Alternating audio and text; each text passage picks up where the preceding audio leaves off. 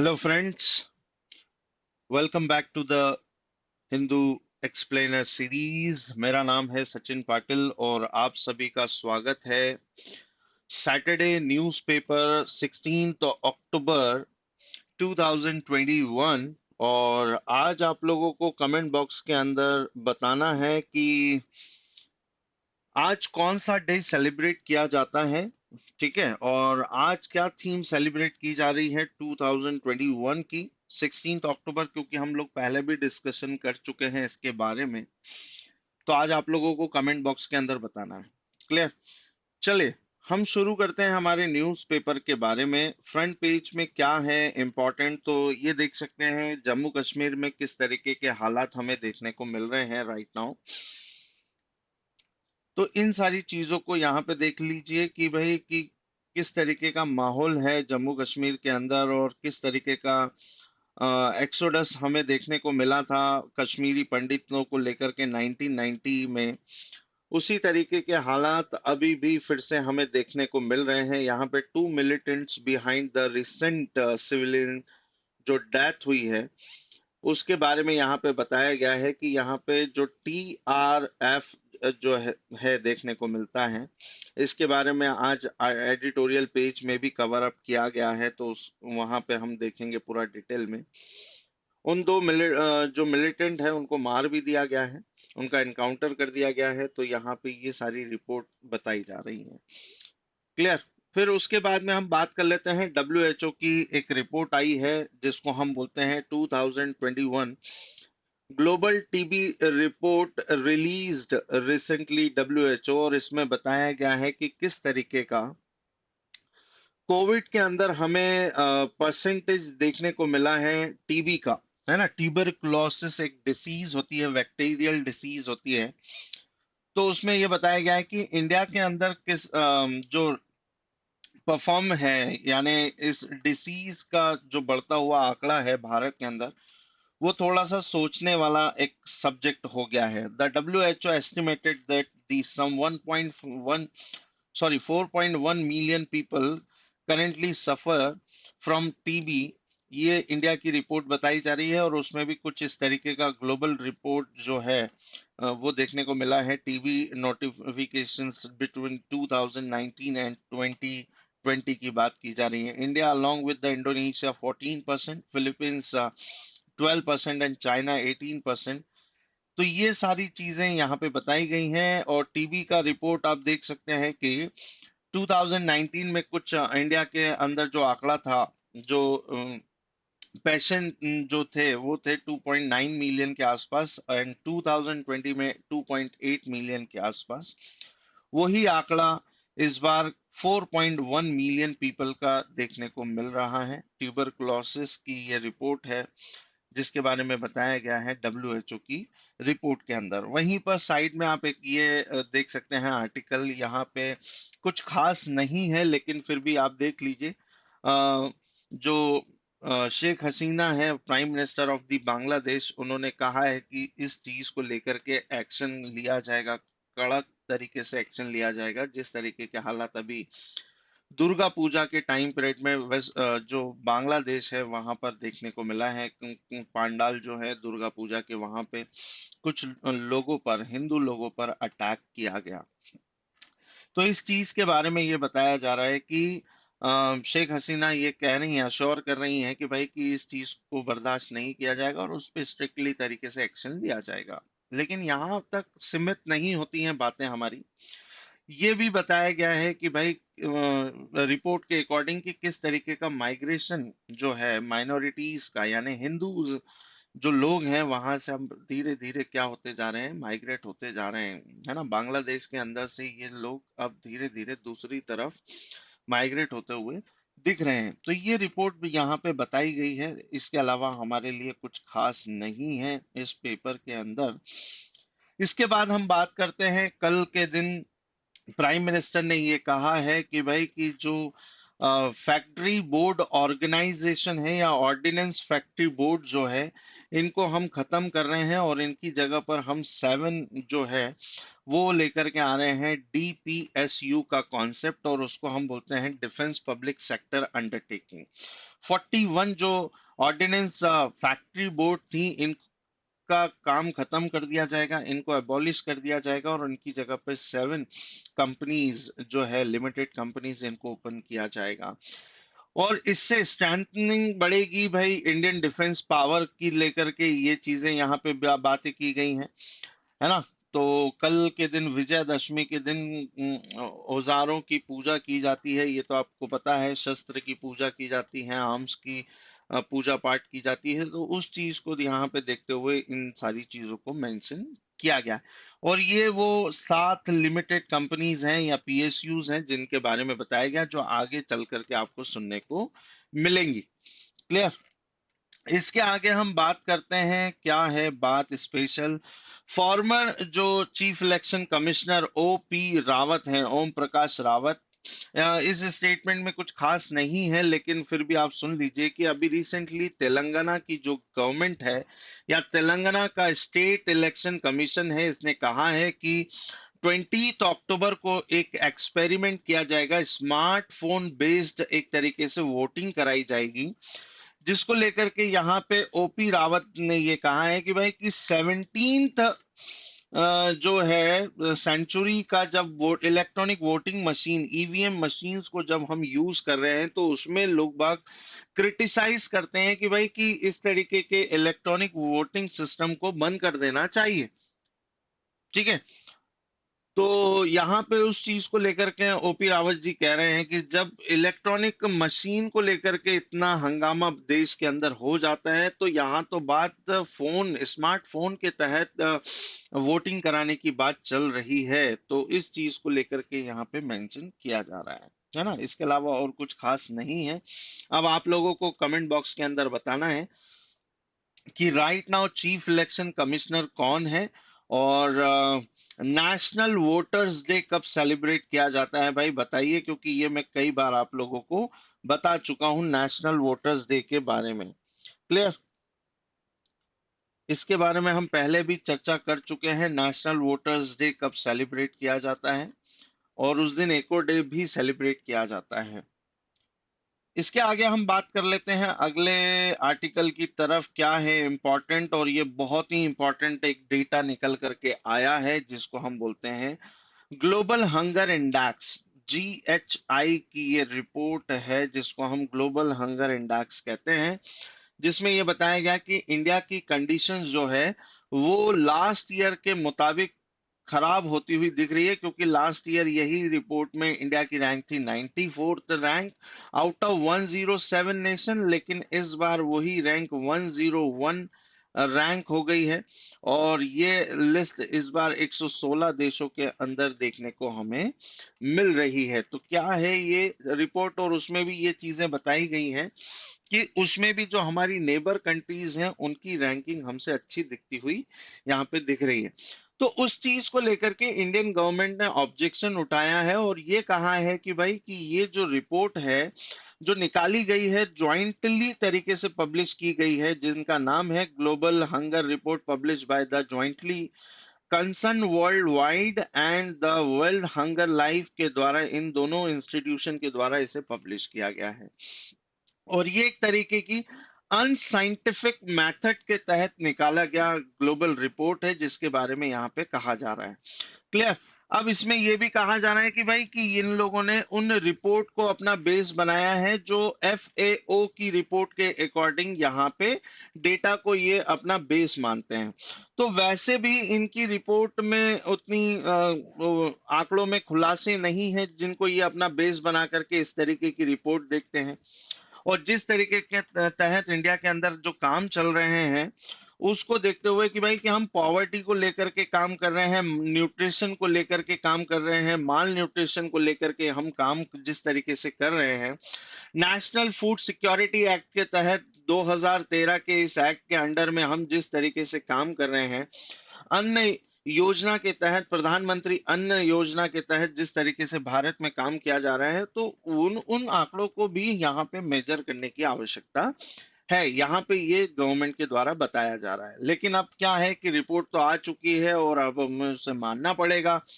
इसको लेकर के इंडियन गवर्नमेंट ने इस रिपोर्ट, यानी किसकी बात कर रहा हूं मैं, ये जो ग्लोबल हंगर रिपोर्ट जो है, ये 2021 की जो रिपोर्ट पब्लिश की गई है, इसको लेकर के भारत की सरकार ने चैलेंज किया है कि ग्राउंड रियलिटी आपको देखनी चाहिए। ठीक है। अब ये रिपोर्ट क्या है, इसको हम आगे की स्लाइड में डिटेल में देखने वाले हैं। इसके बाद हम बात कर लेते हैं, यहाँ पे फिर से एक बाउंड्री कॉन्फ्लिक्ट या बाउंड्री टॉक हमें देखने को मिली है। और वो बाउंड्री टॉक इस बार किसके बीच में है? आप हमेशा तो सुनते आए ही होंगे कि इंडिया चाइना का बाउंड्री जो टॉक है वो तो चल ही रहा है। आपको अब कमेंट बॉक्स के अंदर बताना है कि लास्ट जो बाउंड्री टॉक हुई थी वो कौन से नंबर की थी बिटवीन इंडिया एंड चाइना। लेकिन यहाँ पे आज के आर्टिकल में क्या मेंशन किया जा रहा है वो देख लीजिए। भूटान और चाइना के बीच में एक एमओयू साइन हुआ है। यहाँ पे एमओयू का मतलब क्या है भाई? मेमोरेंडम ऑफ अंडरस्टैंडिंग की बात की जा रही है। क्लियर? जिसके बारे में ये बताया जा रहा है कि भाई कि इसमें वैसे तो खुल करके नहीं बताया गया है कि दोनों के बीच में क्या एमओयू साइन हुए हैं, लेकिन इस चीज को ये मेंशन किया जा रहा है कि काफी पुराना ये बाउंड्री रिलेशन है, टॉक है, डिस्प्यूट है जो चल रहा है चाइना और भूटान के बीच में। तो इसके बारे में मैं थोड़ा सा आपको मैप के थ्रू डिटेल में आगे चल करके बताने वाला हूं कि ये कब से टॉक चल रही है ना। और यहाँ पे देखिए क्या मेंशन किया गया है कि अ टोटल 24 राउंड्स हो चुके हैं इनके देशों के बीच में, और ये राइट नाउ जो चल रहा था वो 25th नंबर की बाउंड्री टॉक राउंड चल रही थी बिटवीन भूटान एंड चाइना। ध्यान रखेंगे क्योंकि ये भी कहीं ना कहीं शामिल है। इंडिया के डिस्प्यूट्स तो है ही है, साथ में इंडिया भूटान और चाइना के बीच में भी इस तरीके के क्लेम चल रहे हैं कि भाई कि ये एरिया हमारा है। भूटान कहता है कि यहाँ ये एरिया हमारा है। चाइना वो कहता है कि भाई कि इन एरियाज पे तो चाइना का कब्जा है, होना चाहिए, ये उनके अंडर में आता है। तो बहुत सारी चीजें हैं जिसको लेकर के यहाँ पे मेंशन किया गया है। यहाँ पे फिर एक आर्टिकल है, इसको यहीं पे आप कवर कर लीजिए, अलग से पढ़ने की जरूरत नहीं पड़ेगी आपको। क्या है? Research centre for the Indian art set up in Zurich museum. ध्यान रखेंगे, ज्यूरिख म्यूजियम के अंदर, स्विट्जरलैंड के अंदर एक तरीके का इंडियन आर्ट जो सेंटर है, रिसर्च सेंटर है, इसको सेटअप किया गया है। और राजस्थान की आर्टिस्ट फर्स्ट रिसर्च फेलो के लिए जिनको चुना गया है उनका नाम यहाँ पे मेंशन किया गया है, जिनका नाम है सोनिका सोनी। ठीक है, फर्स्ट इंडियन रिसर्च फेलो जिनका नाम यहाँ पे लिया गया है कि हिस्टोरियन फ्रॉम द राजस्थान, जो कि इस चीज के लिए पहली जो पर्सन है, रिसर्चर हैं जिनको यहाँ पे अपॉइंट किया जाएगा, है ना, इस सेंटर के अंदर। और इनमें उन चीजों के बारे में जानकारी या उन चीजों के बारे में पता लगाया जाएगा, यहाँ के इंडियन आर्ट एंड कल्चर के बारे में, खास करके इंडियन आर्ट पेंटिंग्स के बारे में यहाँ पे ये रिसर्च किए जाएंगे। और इसमें बहुत सारे लोगों की टीम मिलकर के ये सारे काम करने वाली है। तो ये एक बहुत बड़ा अचीवमेंट है भाई कि इंडियन आर्ट एंड कल्चर के बारे में यहाँ पे रिसर्च किया जाएगा, है ना। उनकी उनके बारे में पहचाना जाएगा, पेंटिंग्स के बारे में जाना जाएगा कि भाई कि क्या, क्योंकि पेंटिंग अपने आप में ही बहुत सारी चीजों को बयां करती है। इन चीजों के बारे में, ये चीजों को लेकर के रिसर्च करने की यहाँ पे बात की जा रही है। तो क्वेश्चन आपसे जो पूछा जाएगा वन डे एग्जामिनेशन में, ये ऐसे क्वेश्चन आप बहुत पूछे जाते हैं। तो क्वेश्चन क्या आएगा कि वेयर इज इनोग्रेट या setup Indian art research centre? तो आप लोगों को पता होना चाहिए, ज्यूरिक म्यूजियम के अंदर। और ज्यूरिक म्यूजियम कहाँ पर है? तो स्विट्जरलैंड के अंदर ये आता है। चलिए अब आप लोगों के लिए एक और क्वेश्चन। ज्यूरिक जाना जाता है एक ऑर्गेनाइजेशन के लिए। भाई आपको पहचानना है कि वो कौन सी चीज का ऑर्गेनाइजेशन है, यहाँ पर इसका हेडक्वार्टर जाना जाता है। क्लियर? और जो ऑर्गेनाइज भी होने वाला है 2022 में। मैंने आपको बहुत बड़ा हिंट दे दिया है भाई, अब आपको पहचानना है, कमेंट बॉक्स के अंदर उसका आंसर बताना है। चलिए आगे की तरफ हम चलते हैं। देखिए कल जो जुमे की नमाज अदा की जा रही थी भाई अफगानिस्तान के अंदर, तो वहां पे फिर से हमें देखिए, हमने इस चीज को लेकर के लास्ट वीक भी पढ़ा था कि किसी मॉस्क के अंदर, काबुल के मॉस्क के अंदर एक ह्यूमन सुसाइड जो बॉम्बिंग थी उसको किया गया, और जिसकी वजह से एक ब्लास्ट हुआ और काफी सारे लोग बाग मारे गए। उसी तरीके से कांधार के अंदर अफगानिस्तान में एक मॉस्क के अंदर शिया, अफगान शिया मॉस्क जो है उसके अंदर इस तरीके की सुसाइड बॉम्बिंग हमें देखने को मिली है, जिसमें कुछ लगभग 41 जो मुस्लिम्स हैं, जो पॉपुलेशन है वो मारी गई, लोग बाग मारे गए हैं। और इसकी भी जिम्मेदारी देखिए किसने ली है, यहाँ पे फिर से कौन ये कह रहा है, इस्लामिक स्टेट खुरासन ये कह रहा है कि इस तरीके के जो जिम्मेदारी है ये हम ले रहे हैं, क्योंकि हम ही ने ये सारे कारनामे यहाँ पे किए हैं।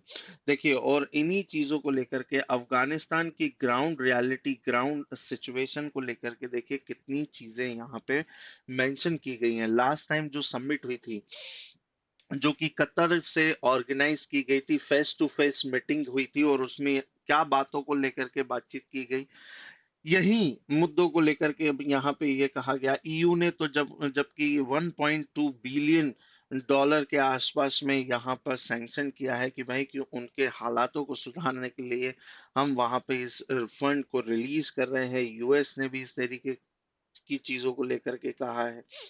लेकिन आप दूसरा तरफ का पहलू देखेंगे तो इस तरीके के कारनामे वहां पे हमें देखने को मिल रहे हैं कि किस तरीके से पीस और सिक्योरिटीज को मेंटेन किया जाए, स्टेबिलिटी लेकर के आई जाए। क्योंकि ये चीज रिजोल्यूशन के अंदर भी एक बात कही गई थी, रिजोल्यूशन जो बिल है उसको लेकर के यही कहा गया था 2593 के अंदर कि किस तरीके से वहां पे सिक्योरिटी को मेंटेन किया जाए, टेररिज्म को खत्म किया जाए। तालिबान क्या ये एक्सेप्ट कर रहा है कि भाई कि आप लोग जो आए हैं उसके बाद से टेररिज्म खत्म हो जाएगा, टेररिज्म जो एक्टिविटीज है वो खत्म हो जाएंगी? क्या इस चीज की रिस्पॉन्सिबिलिटी लेता है तालिबान? वो इस चीज को लेकर के खुल के इसलिए नहीं बोल पाता है बिकॉज क्योंकि ना कुछ तरीके से वहां पर जो तालिबान ही एक यूएन का डेजिग्नेटेड क्या है, एक तरीके का टेररिज्म फैलाने वाला जो ग्रुप है, इसके बारे में यहाँ पे कहा जाता है ना। तो यही चीज को लेकर के ये सारी मुद्दे हैं, जिसमें G7 समिट में भी इसी चीज को लेकर चर्चा, G20 को भी इसी लेकर चीज को लेकर के चर्चा, एससीओ समिट, ब्रिक्स समिट, बहुत सारी समिट के बारे में हम लोग सुनते आए हैं, है ना। उसमें तालिबान अफगानिस्तान जो क्राइसिस है वो पहला एजेंडा रहा है, और आने वाले टाइम पीरियड तक ये चलता रहेगा। इसके आगे हम बात कर लेते हैं, यूएस ने अलाउ कर दिया है भाई वैक्सीनेटेड ट्रेवल्स को लेकर के, क्योंकि अभी आप लोगों को पता है कि पैंडेमिक की वजह से सारे देशों ने इंटरनेशनल टूरिज्म को बैन कर दिया था, लेकिन अब अमेरिका ने टूरिस्ट के लिए इसे ओपन कर दिया है। 8 नवंबर से ये ओपन कर दिया जाएगा। उसी तरीके से इंडिया ने भी अलाउ कर दिया है भाई टूरिज्म को, लेकिन यहाँ पर जितने भी ट्रेवल्स एंड टूरिज्म वाले जो लोग हैं उन्होंने कहा है कि भाई आपने बहुत देर कर दी है इस चीज को ओपन करने में, क्योंकि अब तक तो काफी सारे टूरिस्ट जो हैं, इंटरनेशनल टूरिस्ट हैं, उन लोगों ने अपनी टिकट बुक दूसरे देशों की तरफ करा ली है। लेकिन इंडिया का यहाँ पे ये कहना है, इंडियन गवर्नमेंट का ये कहना है कि भाई हमें पहले तो हेल्थ को लेकर के यहाँ पे सारी चीजों को फोकस करना है, देन फिर दूसरी चीजें यहाँ पर आएंगी, यानी मतलब ये सारी चीजों को सेकेंडरी रखा गया है। भाई हम लोगों की हेल्थ को लेकर के खिलवाड़ नहीं कर सकते हैं, इसलिए हमने टूरिज्म को बैन कर रखा था। ये क्या है, ये सारी चीजें इन्हीं चीजों से तो जनरेट हुई थी, जिसको हम पैंडेमिक बोल रहे हैं। ये पैंडेमिक फैला ही कैसे था, इन्हीं चीजों को लेकर के। तो इन चीजों को बैन कर दिया गया था, लेकिन अभी राइट नाउ इसे ओपन कर दिया गया है। चलिए अगले बिजनेस वाले सेक्शन की तरफ आते हैं। तो भाई यूएस इंडिया मिनिस्ट्रियल एक डायलॉग हुआ है, जिस पे फोकस किया जाएगा क्लाइमेट फाइनेंसिंग को लेकर के। और यहाँ पे देखिए कौन ये चीजें कह रहे हैं, निर्मला सीतारमन एंड जो यूएस ट्रेजरी जो सेक्रेटरी है, जैनेट येलन, ये इनके बीच में इस तरीके की मीटिंग हुई है और इसको eighth economic financial partnership meeting कहा गया है भाई, जिसको वर्चुअली तरीके से ऑर्गेनाइज किया गया है यहाँ पे इन चीजों को लेकर के। और ये कहा गया है कि इंडिया भी सपोर्ट करेगा भाई nation to meet their the Paris accord climate finance, जिसको लेकर के कहा गया था कि वो डेवलप कंट्रीज उन डेवलपिंग नेशंस को या अंडर डेवलपिंग नेशंस को 100 बिलियन डॉलर का फंड जो है वो प्रोवाइड करेंगी, ताकि क्लाइमेट चेंज जो हो रहा है उसको रोका जा सके, जिस तरीके का कार्बन एमिशन हो रहा है उसको रोका जा सके। इस समिट में एक और चीज को लेकर के बात की गई है, और ये समिट जब तक हो नहीं जाती है तब तक इसकी चर्चाएं होंगी। यानी कोप 26 की बात की जा रही है, और कोप 26 जो होगा वो यूके ग्लासगो के अंदर, स्कॉटलैंड के अंदर ऑर्गेनाइज किया जा रहा है। क्लियर। अब आप लोगों को बताना है भाई कि इस तरीके की समिट को ऑर्गेनाइज किसके द्वारा किया जाता है। ध्यान रखना है आपको, ये ऑर्गेनाइजेशन का नाम बताना है भाई। क्लियर। उसके बाद में साइड में ही देखिए क्या कह रही हैं निर्मला सीतारमन की भाई, कि अब धीरे धीरे जो है वो इंडिया ग्रो करता हुआ दिख रहा है। इंडिया के हालात पैंडेमिक वाले टाइम पीरियड से अब हम उभरते हुए दिख रहे हैं। यहाँ पे ये सारी चीजों को मेंशन कर रही हैं हमारी finance minister Nirmala Sitharaman. Comment box में एक और क्वेश्चन का आंसर देना है। Who was the first lady जो फाइनेंस मिनिस्टर रही है। ध्यान रखना है आपको, भारत की पहली महिला फाइनेंस मिनिस्टर का नाम बताना है। इसके आगे हम बढ़ते हैं अगले पेज की तरफ। स्पोर्ट्स में आज क्या है स्पेशल, तो आप लोगों को पता ही है।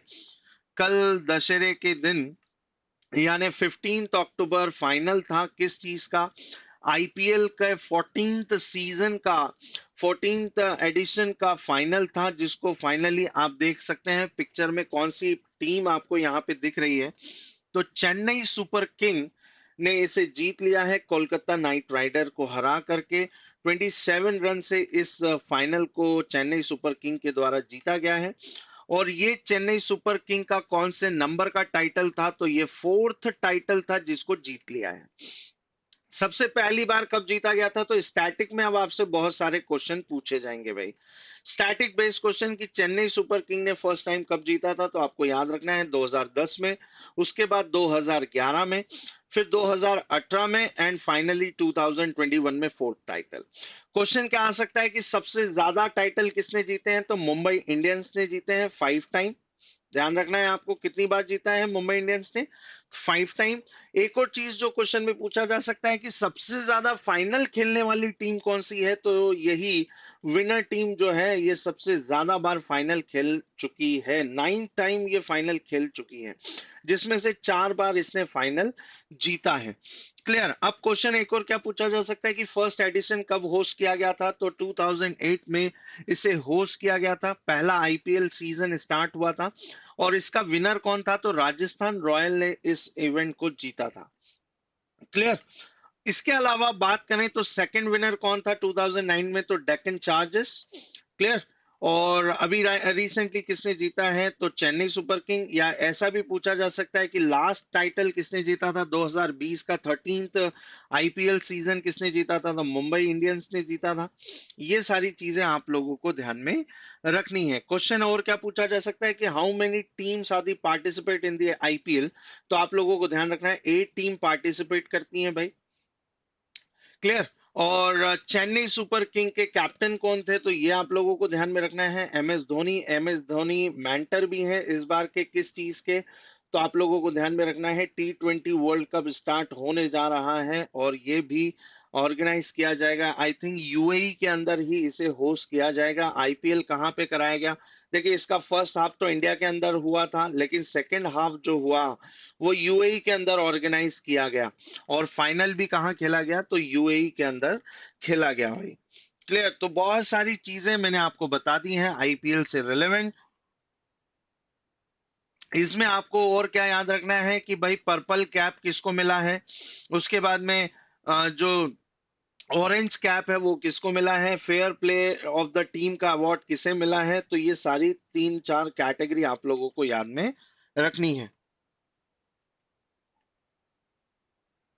इसके अलावा हम आगे बढ़ते हैं।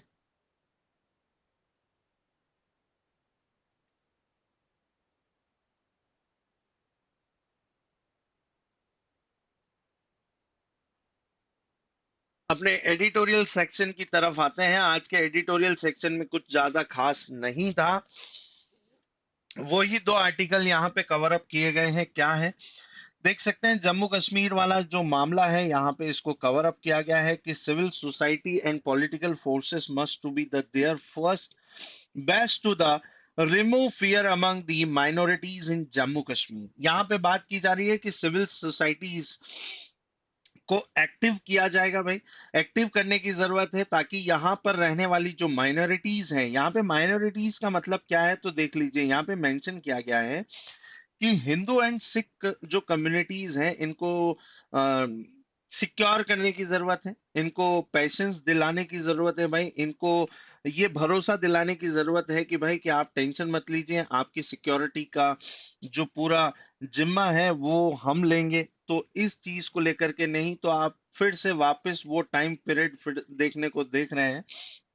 आर्टिकल 370 स्पेशल स्टेटस का जो क्राइटेरिया है उसको फिनिश कर दिया गया था 31 अक्टूबर। ये हम पहले भी डिस्कशन कर चुके हैं 2019 में। एंड 35A को लेकर के भी यहाँ पे बात की जाती है कि ये जो पार्ट था इसको फिनिश करके इसको हमने यूटी में कन्वर्ट किया। दो यूटी कन्वर्ट हुई, एक तो बनी JNK और दूसरी बनी लद्दाख। तो लद्दाख तो ठीक है, यहाँ पे पीसफुली तरीके से सारी चीजें चल रही हैं। पहले भी इस रीजन में किसी भी तरीके का कोई टेंशन नहीं था। वो टेंशन था भी तो LAC वाले मामले को लेकर के था, जिसको हम बोलते हैं इंडिया चाइना का बॉर्डर डिस्प्यूट। लेकिन यहाँ पे तो हम टेररिज्म को एक्टिव होते हुए देख रहे हैं, है ना।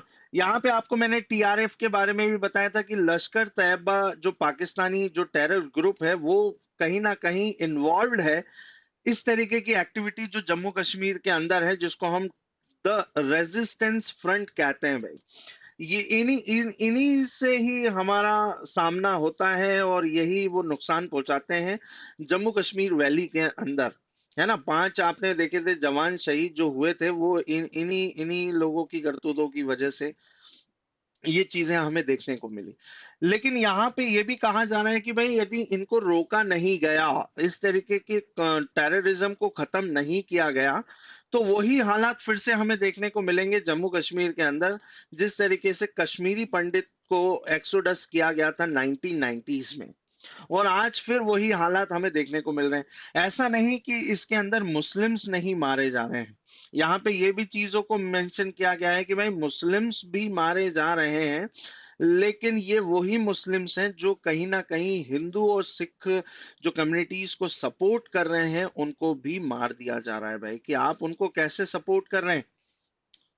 तो इन चीजों को लेकर के यहाँ पे एडिटोरियल पेज में मेंशन किया गया है। तो कहीं ना कहीं सरकार ये कह रही है उन लोगों को जो माइनॉरिटीज हैं वहां पर, क्योंकि वो कहीं ना कहीं अब वहां पर उन चीजों को छोड़ करके या वहां पे वापस से शिफ्ट नहीं होना चाहते हैं। इवन वहां से और दूसरी जगह माइग्रेट होते हुए दिख रहे हैं, है ना, खाली होता हुआ दिख रहा है। ये चीजों को लेकर के वहां पे मेंशन किया गया है। अगले एडिटोरियल पार्ट आर्टिकल को हम देख लेते हैं क्या कहा जा रहा है। तो यहाँ पे फिर से वही चीज को कहा जा रहा है कि भाई 13 अक्टूबर का जो प्रधानमंत्री जी का एक इनोग्रेशन था, किस चीज को लेकर के, एक कॉमन प्लेटफॉर्म को लेकर के जिसमें 16 मिनिस्ट्री एंड 7 डिपार्टमेंट के वर्क को यहाँ पे कहा गया।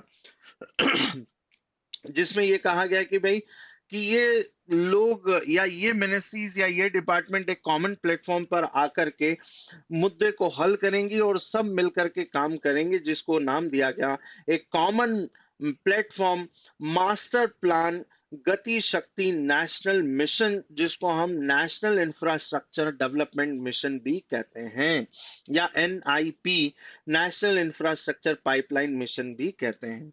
जिसमें ये कहा गया कि भाई आगे चल करके किसी भी तरीके के काम में गतिरोध नहीं आना चाहिए, यानी किसी तरीके के बैरियर या बाउंडेशन नहीं होना चाहिए कि एक मिनिस्ट्री का प्लान है तो कहीं दूसरी मिनिस्ट्री आकर के उसमें टांग अड़ा रही है। इसीलिए इस कॉमन प्लेटफॉर्म को कि भाई सब मिलकर के जो भी प्रोजेक्ट कर रहे हैं उसमें सिर्फ कंस्ट्रक्शन के काम हो, इंफ्रास्ट्रक्चर के डेवलपमेंट के काम हो, उसमें कहीं ना कहीं डबल से पैसा खर्च होने की बात ना हो। जैसे मैंने आपको एक बहुत बढ़िया एग्जाम्पल दिया था, एक नेशनल हाईवे को लेकर के रोड एंड ट्रांसपोर्ट मिनिस्टर काम कर रहे हैं और उस रोड को लेकर के काम शुरू भी हो गया है और लगभग काम खत्म होने की कगार पर आ गया है। लेकिन उसी बीच में कम्युनिकेशन मिनिस्ट्री आती है और वो ये कहती है कि भाई हमें फाइबर लाइन या ऑप्टिकल लाइन बिछानी है, तो इस रोड को वापस से खोदा जाता है भाई यहां से। तो ये चीजें आप एक प्लेटफॉर्म पर आकर के क्यों नहीं डिस्कशन कर लेते हैं कि भाई ये जो रोड बन चुकी है जिसपे इतना पैसा लग चुका है, इसको आकर के आप अपने अगले प्रोजेक्ट को लेकर के खर्चा कर रहे हैं उसको खुदवाने के लिए, पाइपलाइन डलवाने के बाद फिर उसको वापस से रिपेयर करने का, तो फिर ये चीजें ना हो। इस एग्जाम्पल के थ्रू आप अच्छे तरीके से समझ लीजिए। क्लियर? तो यहीं पर इसको बात बताई गई है क्या है ये प्रोजेक्ट, इसकी मैंने कटिंग भी आपके सामने लगाई है। चलिए शुरुआत कर लेते हैं, अब हम हमारी पीपीटीज को लेकर के क्या क्या है एक एक करके देख लेते हैं।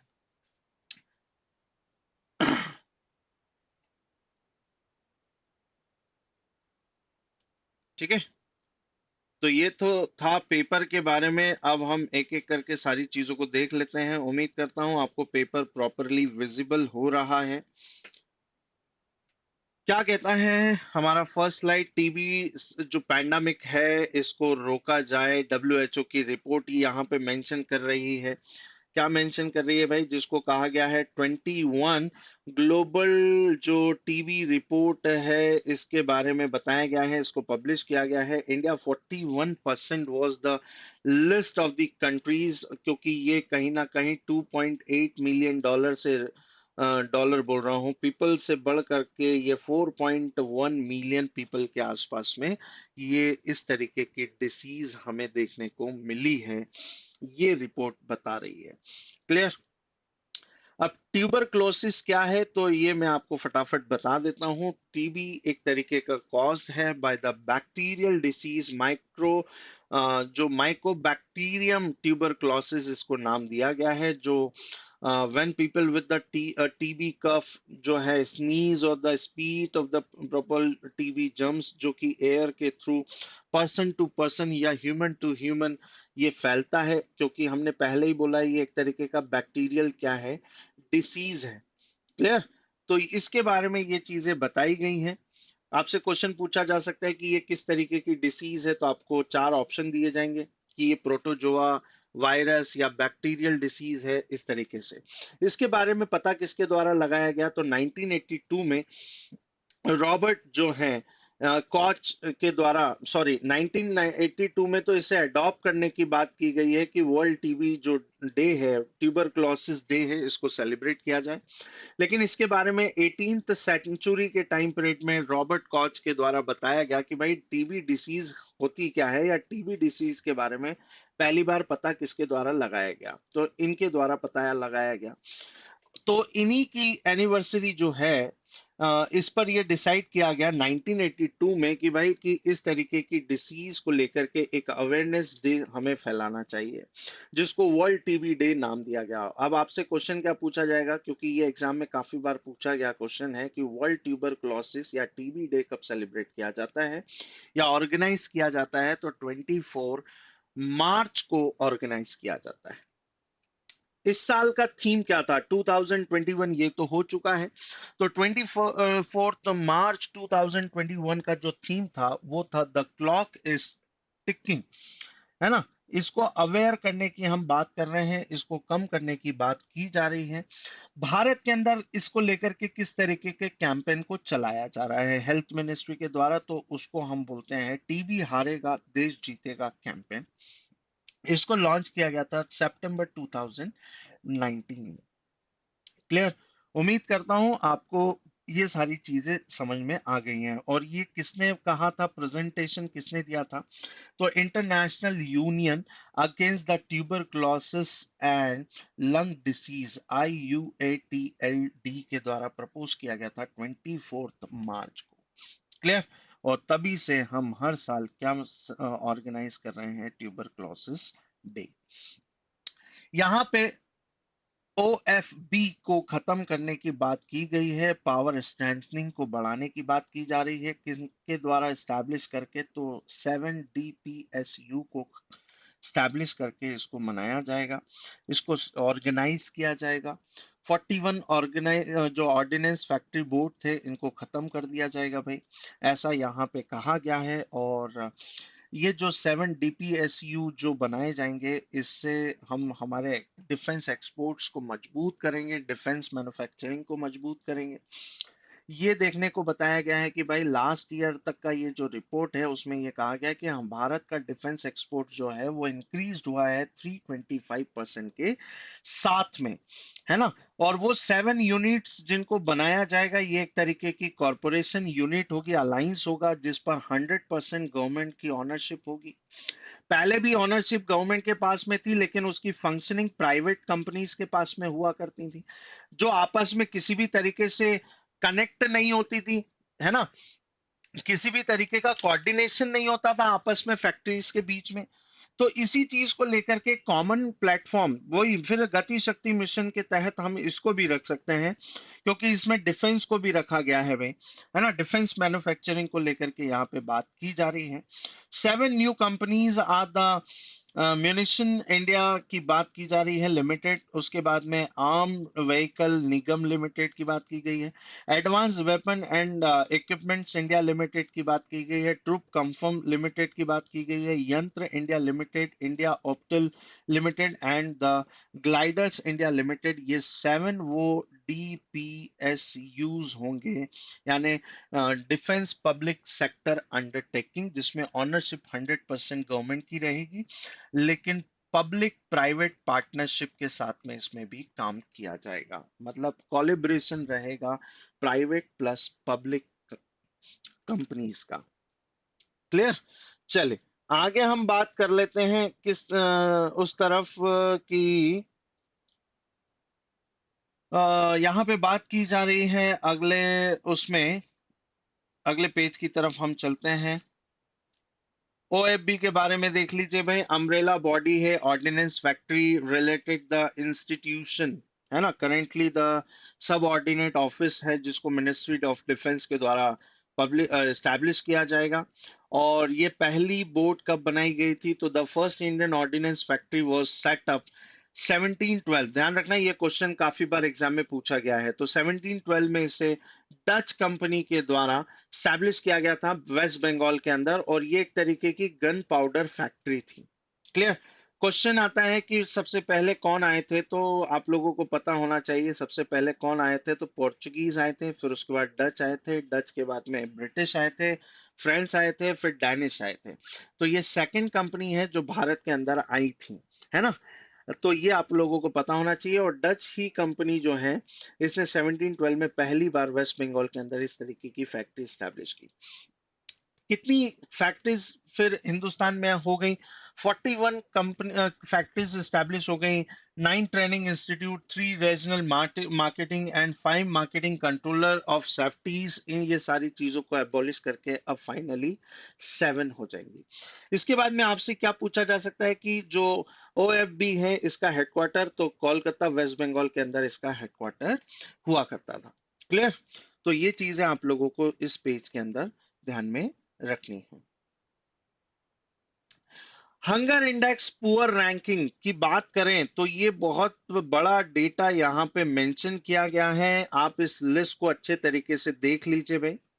लिस्ट क्या बोलती है, लिस्ट के बारे में समझ लीजिए। बेलारूस जो है, ये फर्स्ट कंपनी है जिसके बारे में यहाँ पे मेंशन किया जा रहा है भाई। Clear? First Belarus company, company बोल रहा हूँ, सॉरी, फर्स्ट बेलारूस कंट्री है जो इसमें आ रही है। उसके बाद में बोनिया के बारे में कहा जा रहा है, बोस्निया के बारे में, ब्राजील जो है, ये टॉप 3 कंट्रीज हैं जो कि इस रैंक में आ रही हैं, है ना।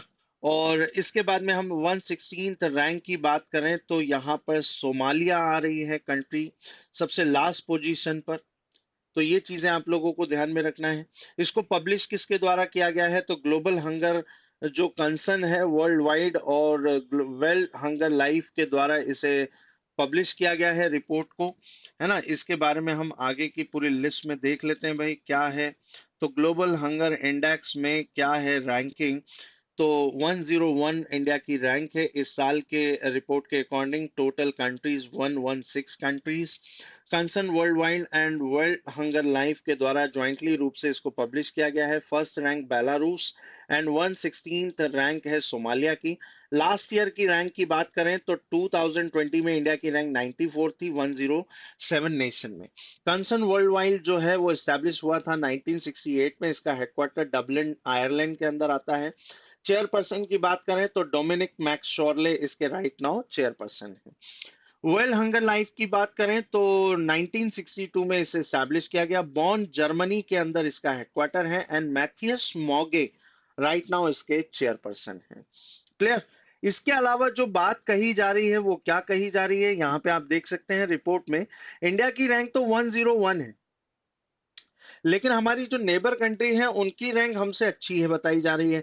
नेपाल के अंदर 76 रैंक है आउट ऑफ 116। बांग्लादेश 76 रैंक पर है यहाँ पर। इसके अलावा पाकिस्तान 92nd रैंक पर है। क्लियर। तो ये चीजें आप लोगों को देखने को यहाँ पे मिलेंगी, ठीक है।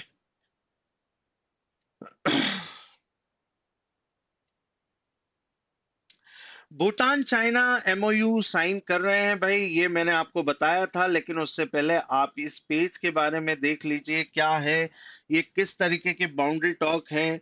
तो यहाँ पे आप देखेंगे तो डोकलाम वाला इस रीजन है, यहाँ पे एक रीजन है, यहाँ पे एक रीजन है जिसको लेकर के चाइना क्लेम करता है भूटान को कि भाई कि ये वाले जो पार्ट हैं ये हमारे कंट्रोल में रहेंगे। तो इन बाउंड्री जो टॉक है ये इन इन चीजों को लेकर के होती है। अब एक नया डिस्प्यूट जो आया है वो इस चीज को लेकर के है जिसको नाम दिया गया है साक्तेंग वाइल्ड लाइफ सेंचुरी, जो कि भूटान का पार्ट है। तो चाइना ये कहता है कि भाई कि ये जो साक्तेंग वाइल्ड लाइफ सेंचुरी है इस पर भी कंट्रोल हमारा होगा, क्योंकि अरुणाचल हमारा हिस्सा है।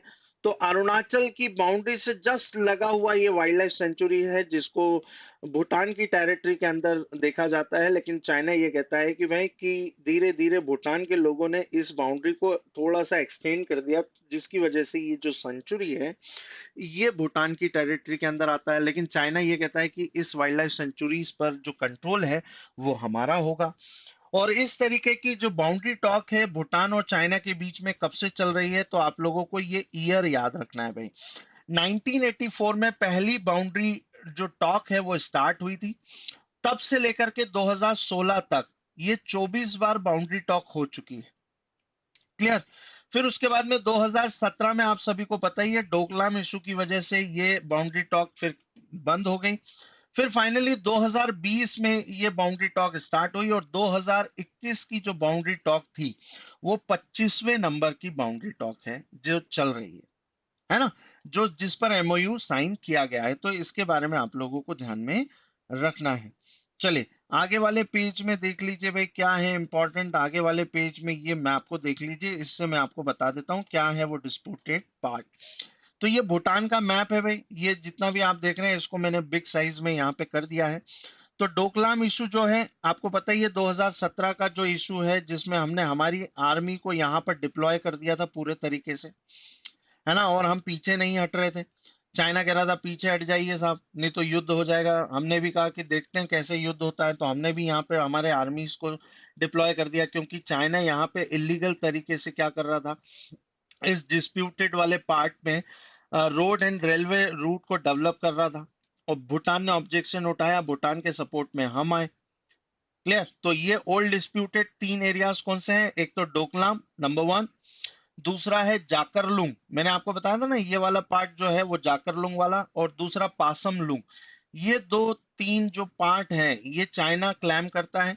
और अभी न्यू डिस्प्यूट जो है वो है साक्तेंग वाइल्ड लाइफ सेंचुरी। इसको देखिए कहाँ पर है, बिल्कुल बाउंड्री पर। ये है अफगानिस्तान, सॉरी, अरुणाचल वाली जो एरिया है यहाँ पर आपको देखने को।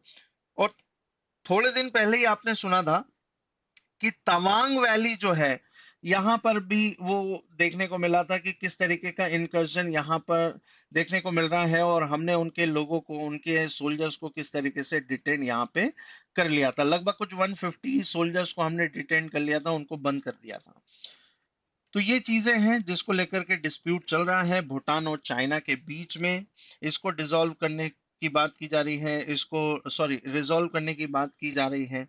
तो ये है भाई गति शक्ति मिशन कॉमन प्लेटफॉर्म। इसके बारे में मैंने आपको काफी समझा दिया है, बस आप पिक्चर एक बार और देख लीजिए, क्योंकि ये मैं पहले भी पढ़ा चुका हूँ, लेकिन नए एस्पिरेंट्स हमारे साथ हर बार जुड़ते हैं तो उनके लिए भी ये बेनिफिट यहाँ पे देखेंगे। क्लियर?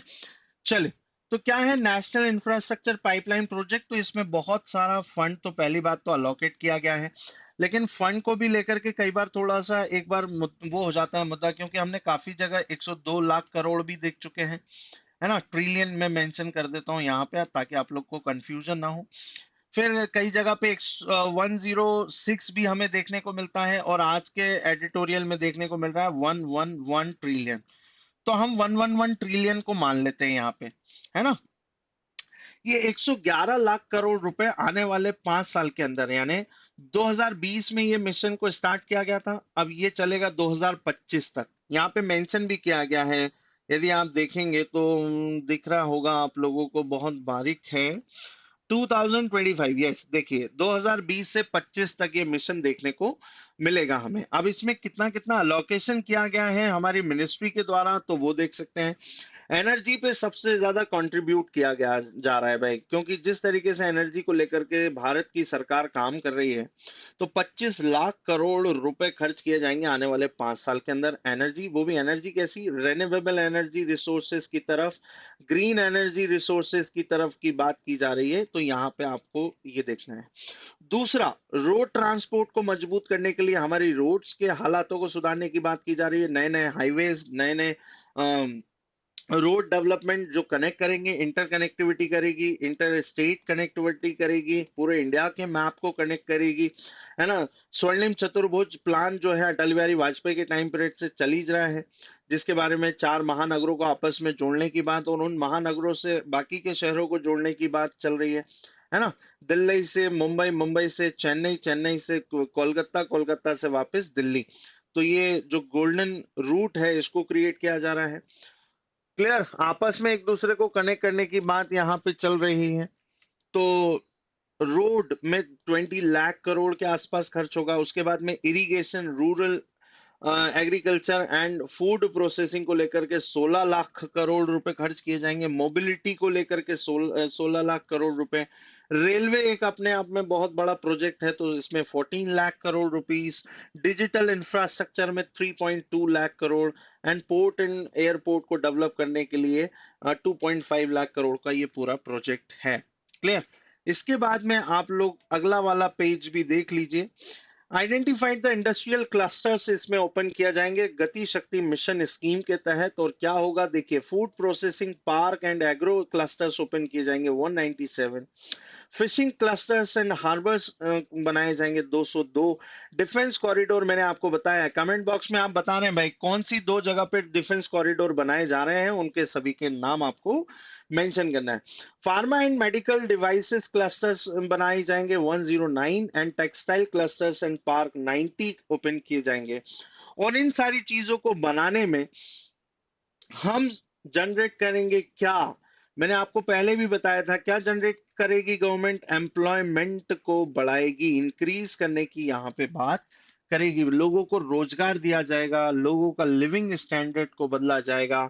ये सारी चीजों में सरकार काम कर रही है, जिसी को इन्होंने एक common platform multi modal park जो प्लान है इसको यहाँ पे मेंशन किया है। उम्मीद करता हूं ये वाली चीजें आपको बहुत अच्छे तरीके से समझ में आ गई हैं। ठीक है, इसके बाद फिर हम नेक्स्ट एक्सप्लेनर सीरीज में मिलेंगे। आज के लिए इतना काफी। Thank you everyone and have a nice day to all.